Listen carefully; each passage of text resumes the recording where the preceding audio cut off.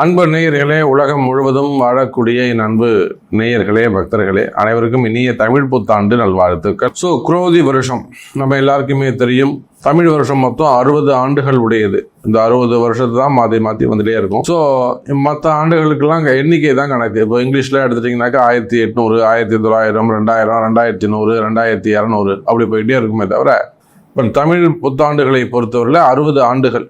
அதனால தான் இந்த 60 ஆண்டுகளை கணக்கீடு செய்ததான் 60 வருஷம் முடிஞ்சதுனாக்கா திரும்பவும் அந்த குழந்தை பிறந்த எந்த வருஷத்தில் பிறக்குதோ அந்த வருஷமே திரும்பவும் மீண்டும் வந்துடும்.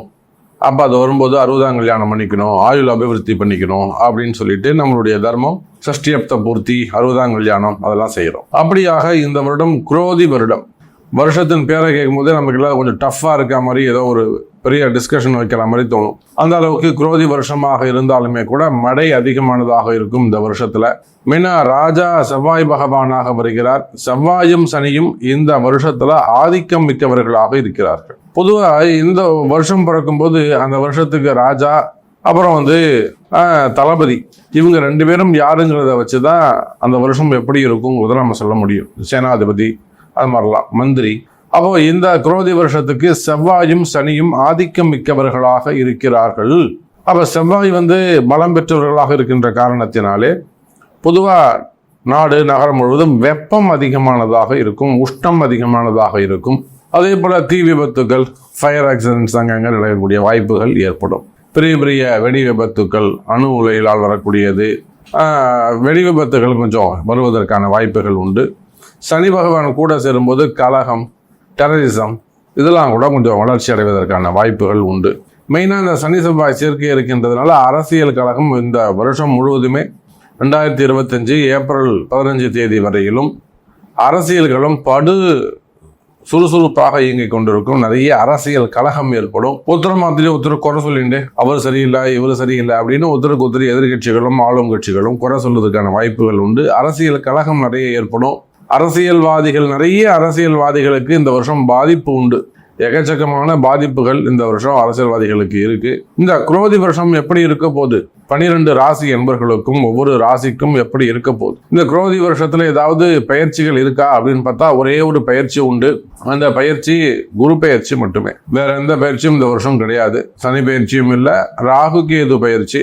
அதனால குரு பயிற்சி ரொம்ப முக்கியமான ஒரு பயிற்சியாக வருஷம் பிறந்த உடனே சித்திரை மாசத்திலேயே 20ஆம் தேதி வாக்கில் குரு பயிற்சி நடக்க போகுது. அப்போ இந்த வருஷம் முழுவதும் குரு பகவான் ரிஷபராசியில் இருக்க போகிறார். இந்த சித்திரையிலிருந்து அடுத்த பங்குனி மாசம் வரையிலுமே கூட குரு பகவான் ரிஷபராசியில் சஞ்சாரம் செய்ய போகிறார். அதே போல சனி பகவான் கும்பத்துல இருப்பாங்க.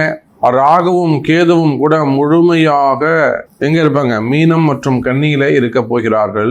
அப்போ இந்த கிரக அமைப்புகளை வச்சு பார்க்கும் பொழுது இந்த தமிழ் புத்தாண்டுல நிறைய மாற்றங்கள். ஆனா மனித வாழ்விலே நாம் நினைக்கிறோம், நேற்று வரலும் வேலைக்கு போயிட்டு இருந்தாரு, இன்னைக்கு பிசினஸ் பண்றாரு, நாளைக்கு அந்த பிசினஸ்ல பெரிய ஆளா உயர்ந்து வந்துடுறாரு ஒருத்தர். அப்போ அவங்க என்ன சொல்றாங்க, திறமையால படிப்படியா உயர்ந்து வளர்ந்து வந்தார்னு நம்ம சொல்றோம்.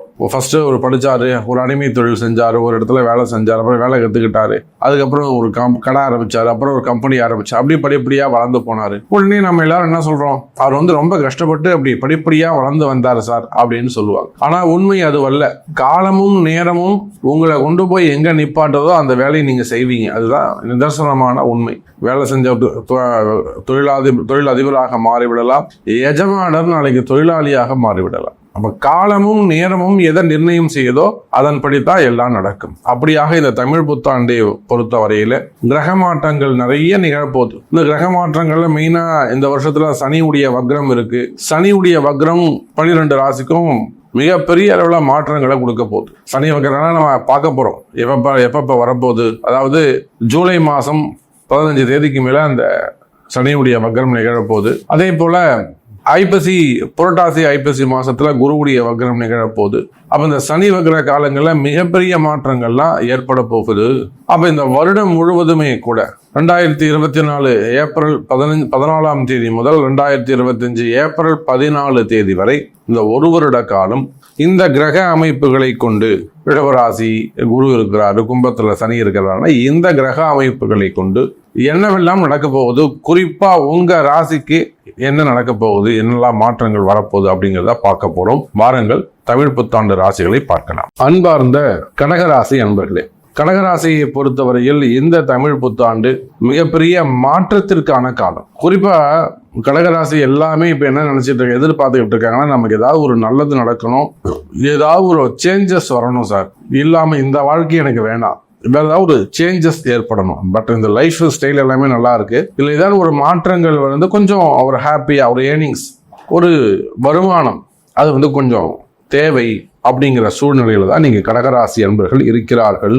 அப்படி பார்க்கின்ற பொழுது கடகராசி என்பர்களே, உங்களுடைய வருமானம் அதிகரிக்கக்கூடிய காலம், வருமானம் அதிகரிக்கக்கூடிய காலம், உங்களுக்கு நல்ல வேலை வாய்ப்புகள் கிடைக்கக்கூடிய காலம். இன்னும் சொல்ல போனாக்கா கடகராசிக்கு இந்த வருஷம் முழுவதுமே அந்த அஷ்டம சனி இருக்கு, 8ல தான் சனி இருக்க போறார். தமிழ் புத்தாண்டு முழுவதுமே சித்திரை டு பங்குனி மாசம் வரையிலும் அந்த அஷ்டம சனி நடக்க போகுது. அதே சமயத்துல 3-9 அந்த ராகுவும் கேதுவும் இருக்க போகிறார்கள். எல்லாத்துக்கும் மேல லாபஸ்தானத்துல குரு பகவான் இருக்க போறார். இதுல சனி பகவானை தவிர ராகு கேது குரு அப்படிங்கிற கிரகங்கள் எல்லாம் கடகராசிக்கு பலன்களை, சுப பலன்களை அள்ளி தருகின்றது. குறிப்பா அரசியல்ல ஈடுபட்டிருக்கக்கூடியவர்கள், அரசியல் தலைவர்களுக்கு ஒரு அதி அற்புதமான காலமாக இந்த காலம் அமைகிறது.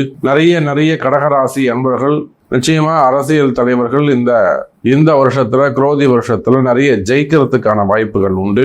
அரசியல்ல மட்டும் இல்லைங்க, தேர்தல்ல மட்டும் இல்லைங்க, வாழ்க்கையில, குடும்பத்துல, தொழில்ல ஜெயிக்கிறதுக்கான காலங்கள் அனுகூலங்களாக அமைகிறது. அதே போல இந்த ஏன் ஜெயிக்கிறதுக்கான காலமா அமையுதுன்னா, பொதுவாகவே கடகராசி என்பர்களே, அரசியல்னு நான் சொன்ன அரசியல் மட்டும், அதை தவிர்த்து அரசியல் கொஞ்சம் ஒரு நிறைய பர்சன்டேஜ் ஜெயிக்கணும்னு வச்சுக்கோங்களேன். அதை தாண்டி நீங்க எந்த தொழில் செய்பவராக இருந்தால், மெயினா அந்த ஹோட்டல் ஃபீல்டு, நிறைய ஹோட்டல் ஃபீல்டு கடகராசி என்பவர்கள் நிறைய ஹோட்டல் ஃபீல்டு இருக்கும். 3 ஸ்டார் ஹோட்டலா இருக்கும், அல்லது ஒரு 5 ஸ்டார் ஹோட்டலா இருக்கும், அல்லது பெரிய ஹோட்டல் நிறுவனங்கள் வச்சு நடத்துவாங்க, ஃபுட் கோர்ட்ஸ் வச்சு நடத்துவாங்க, கேட்டரிங் வச்சு நடத்துவாங்க. அப்ப அந்த மாதிரியான உணவு சம்பந்தப்பட்ட தொழில் செய்யக்கூடியவர்கள், ரெசார்ட்ஸ், வெளியூர்கள்ல ரெசார்ட்ஸ் வச்சு நடத்தக்கூடியவர்கள், இன்னும் சொல்ல போனா தங்கும் விடுதிகள், அப்புறம் ஹோட்டல் வச்சு நடத்தக்கூடியவர்கள், அந்த தொழில் செய்யக்கூடியவர்கள், அதே போல ரியல் எஸ்டேட் செய்யக்கூடியவர்கள், பில்டர்ஸ், கட்டுமான தொழில் செய்யக்கூடியவர்கள், பெரிய கம்பெனிஸ், கார்பரேட் நிறுவனங்கள், குரூப் ஆஃப் கம்பெனிஸ் அப்படி சொல்லலாம். பில்டர்ஸ் சொல்லும் போது ஏதோ நம்ம சாதாரணமா சின்னதா நம்ம நிற்க கூடாது, சின்ன லெவல்ல இருந்து ஒரு பெரிய குரூப் ஆஃப் கம்பெனிஸ். அப்ப அந்த மாதிரி கட்டுமான நிறுவனங்கள் ஈடுபட்டு இருக்கக்கூடியவர்கள், இவங்க எல்லாருக்குமே கூட இந்த தமிழ் புத்தாண்டு மிக சிறப்பான முறையில தொழில ஜெயிக்கக்கூடிய வாய்ப்பு அதிகரிக்கிறது. தொழில நீங்க ஜெயிக்க போறீங்க கடகராசி என்பர்களே. அரசியலுக்கு சிறப்பா இருக்கும்னு சொன்ன, கட்டுமான நிறுவனங்களுக்கு சிறப்பா இருக்கும்னு சொன்ன, ரியல் எஸ்டேட்டுக்கு சிறப்பா இருக்கும்னு சொன்ன, தொழில் நிறுவனங்கள், உணவகம் சம்பந்தப்பட்ட தொழில் செய்யக்கூடியவர்கள், அடுப்பு, நெருப்பு, இதெல்லாம் விவசாயம் சார்ந்த பொருட்கள், மளிகை பொருட்கள், இது சார்ந்த ஏற்றுமதி இறக்குமதி, காய்கறிகள், அதே போல பூ பழங்கள், இந்த மாதிரியான ஏற்றுமதி இறக்குமதி, உற்பத்தி, ஹோல்சேல் பிசினஸ் செய்யக்கூடியவர்கள், இவங்க எல்லாருக்குமே கூட கடகராசியாக இருப்பீர்களே. ஆனால் இந்த தமிழ் புத்தாண்டு உங்க தொழில நீங்க சிறந்து விளங்குவதற்கு வாய்ப்பு அதிகம். அதே போல சினிமா துறையை சார்ந்தவர்கள், கலைத்துறையில ஈடுபட்டிருக்கிறவர்கள், விளையாட்டு துறையில இருக்கக்கூடியவங்க, அல்லது கல்வி கேள்விகளிலே சிறந்து விளங்கக்கூடியவர்கள், அரசு அதிகாரிகள், பெரிய அரசு அதிகாரிகளாக இருக்கலாம். அப்போ அரசியல்ல ஈடுபட்டு அரசாங்க அதிகாரிகள், இவங்க எல்லாருக்குமே கூட இந்த கடகராசியாக இருப்பீர்களே. ஆனால் இந்த வருடம், தமிழ் வருடம் உங்களுக்கு அற்புதமான வருடம். உங்களுக்கு என்ன நடக்கணும் அது சொல்லுங்க. சாமி எனக்கு இது நடக்கணும் சாமி, நான் ஒரு டிரான்ஸ்ஃபர் எதிர்பார்க்கிறேன், நான் ஒரு ப்ரமோஷன் எதிர்பார்க்கிறேன் சாமி, எனக்கு இந்த தொழில் செஞ்சா ஒரு இத்தனை கோடி ரூபாய் வரணும் சாமி, ஒரு பெரிய அமௌண்ட், இந்த தொழில் எனக்கு நடக்கணும், இந்த டிரான்சாக்ஷன் எனக்கு நடக்கணும், அல்லது எனக்கு இந்த கடன் அடையணும், இந்த மாதிரி உங்களுக்கு எது நடக்கணுமோ அந்த நடக்க வேண்டிய விஷயத்தை கையில் எடுத்து, இது உங்களுக்கு நடக்குமா, இந்த வருஷத்துல எனக்கு நேரம் நல்லா இருக்குன்னு சொல்லியிருக்கீங்க, ஜெயிக்கலாம்னு சொல்லியிருக்கிறீங்க, அப்ப எனக்கு இந்த சப்ஜெக்ட் நடக்குமா, என்னுடைய ஜாதகம் உங்களுடைய கர்ம தோஷம் உங்களுக்கு வழி விடுமா அப்படிங்கிறத தெரிந்து நீங்க எடுக்கக்கூடிய சப்ஜெக்டை ஜெயிக்கணும்னா என்ன பண்ணுங்க, உங்க ஜாதகம் உங்களுக்கு சப்போர்ட் பண்ணணும், கால நேரம் சப்போர்ட் பண்ணணும், உங்க கர்ம வினை உங்களுக்கு வழிவிடணும், காலம் நேரம் அனுமதிக்க வேண்டும். அப்ப என்னதான் தெய்வ பக்தி இருந்தாலுமே கூட ஜாதகம், கிரக அமைப்புகள் தான் ரொம்ப முக்கியம். அப்ப இது ஜெயிக்கக்கூடிய காலம் கடகராசி அன்பர்களே. அப்ப இந்த 9ஆம் வீட்டுல இருக்க இருக்கக்கூடிய ராகு, 9ல இருக்கக்கூடிய ராகு, பாக்கியஸ்தானத்தில் குருவுடைய வீட்டுல அந்த குருவும் ராகுவுமே கூட சந்தித்துக் கொள்கிறார்கள். மிகப்பெரிய குரு சண்டால யோகம். அப்ப நான் ஏன் சொல்ல பாருங்க, அரசியல ஜெயிக்கலாம்னு சொல்றேன், ரியல் எஸ்டேட்ல ஜெயிக்கலாம்னு சொல்றேன், சினிமா துறையில ஜெயிக்கலாம்னு சொல்றேன், பெரிய பெரிய கட்டுமான நிறுவனங்கள், கார்பரேட் நிறுவனங்கள், குரூப் ஆஃப் கம்பெனிஸ், பல தொழில்களை ஒன்றிணைத்து செய்யக்கூடியவர்கள், அவங்க தான் ஜெயிக்கலாம்னு சொல்ற காரணம் என்னன்னா, இந்த 9வது வீட்டுல குருவுடைய வீட்டில் இருக்கக்கூடிய ராகுவும் சுக்கிரன் வீட்டில் இருக்கக்கூடிய குருவும் சந்தித்துக் கொள்கிறார்கள். அந்த ராகுவும் குருவும் இந்த வருடம் முழுவதும் கடகராசிக்கு 9, 11ங்கிற மிகப்பெரிய ப்ராஃபிட்டான ஒரு ஸ்தானத்துல வீட்டுல அமைந்திருக்கிறார்கள். அப்போ கடகராசி என்பர்களே, அஷ்டம சனியுடைய கஷ்டங்கள் எல்லாம் ஒரு 50% தான் இருக்கும். அது ஒரு பக்கம் கஷ்டம் நடந்துகிட்டே இருக்கும். சின்ன சின்ன கலகங்கள் வரும், சின்ன சின்ன ஏமாற்றங்கள் வரும், சின்ன சின்ன திருட்டுகள் வரும். உங்கள்கிட்ட ஏதாவது 2 பொருள் நீங்க மிஸ் பண்ணலாம், தொலைச்சிடேன் சார் அப்படின்னு சொல்லலாம். இல்லை இந்த ஆன்லைன் ரம்மி அந்த மாதிரிலாம் ஏதாவது சூதாட்டங்கள்ல கூட நீங்க மிஸ் 9ல ராகு சும்மா இருக்க மாட்டார். அவரு ஏதாவது ஒரு வரையில ஒரு அவப்பெயரை ஏற்படுத்துவார், ஏதேனும் ஒரு ஏமாற்றத்தை கொடுப்பார். ஆனா எந்த அளவுக்கு நீங்க மிஸ் பண்றீங்களோ, ஏமாறுறீங்களோ, அதை விட 2 மடங்கு 3 மடங்கு சம்பாத்தியம் நிச்சயம் உண்டு. அப்ப நிச்சயமான சம்பாத்தியம் உண்டு, வளர்ச்சி உண்டு. உங்களுடைய சம்பளம் அதிகரிக்க போகுது.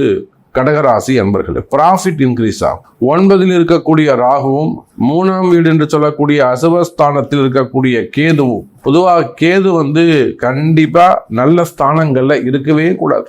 அசுபரோடு இணைந்திருந்தால் சனியும் கேதுவும் போயிட்டு 2ஆம் பாவத்துல உட்காந்தா சிறப்பு, அப்படி வச்சுக்கலாம். நம்ம அசுபரோடு இணைந்துக்கலாம் கேது, ஆனா சுபரோட இணையவே கூடாது. அப்போ அந்த கேது இந்த வருஷம் முழுவதும் உங்களுக்கு 3ஆம் பாவத்துல மறைஞ்சிருக்கிறார். அப்போ பிரிவுகள் ஏதேனும் இருக்குமே, ஒரு தொழில் பண்ணிட்டே இருக்கீங்க, உங்களுக்கும் அந்த ஹவுஸ் ஓனருக்கும் இல்லை லேண்ட் ஓனருக்கும் உங்களுக்கும் பிரச்சனை வருது, அதெல்லாம் இப்போ சரியாயிடும். இடப்பிரச்சனையாக இருக்கலாம், பண பிரச்சனையாக இருக்கலாம், லேண்ட் ப்ராப்ளமா இருக்கலாம், டாக்குமெண்டேஷன் ப்ராப்ளமா இருக்கலாம், அதிகாரிகளுக்கும் உங்களுக்குமான பிரச்சனையாக இருக்கலாம், இல்லை உங்க கீழே வேலை செய்யக்கூடிய ஸ்டாஃபுக்கும் உங்களுக்குமான பிரச்சனைகளாக இருக்கலாம், அல்லது மேல் அதிகாரிகள் என்கொயரி பண்றது, சட்ட சிக்கல்கள், வம்பு வழக்குகள், கோர்ட்டு கேஸ், அட்வொகேட்ஸ் சம்பந்தப்பட்டது, போலீஸ் கம்ப்ளைண்ட் சம்பந்தப்பட்டது.